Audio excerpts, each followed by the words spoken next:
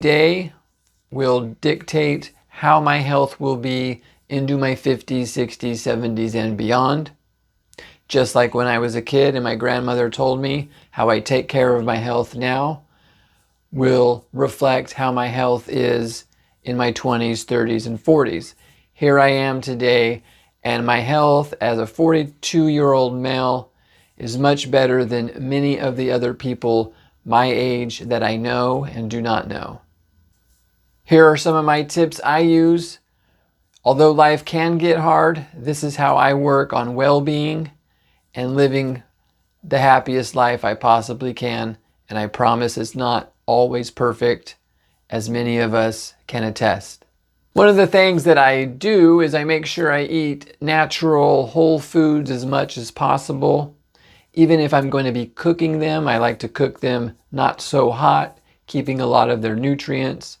I don't fall for many of the gimmicks and ads and things that society tries to tell us is healthy, which is usually the opposite.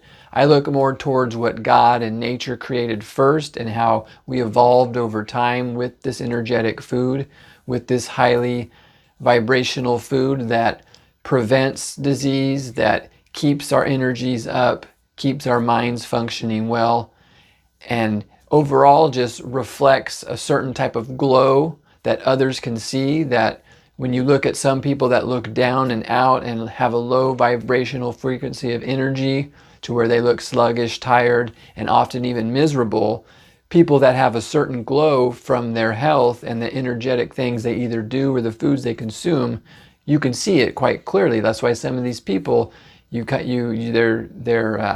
they're models or you just look at them and you can see their auras, a beautiful aura.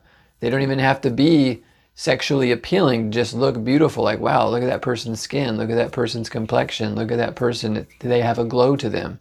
I also make sure I drink plenty of clean water as much as possible. I'll wake up in the morning. Before I even have coffee, I'll make sure I'll have a little bit of water. Throughout the day, I make sure I get plenty of water, and I get a lot of other of my fluids from fruits and vegetables.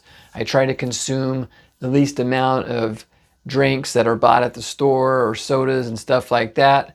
It's not that I don't ever have any of them at all, but I try to consume them as least as possible, sticking to things that are going to help my body naturally hydrate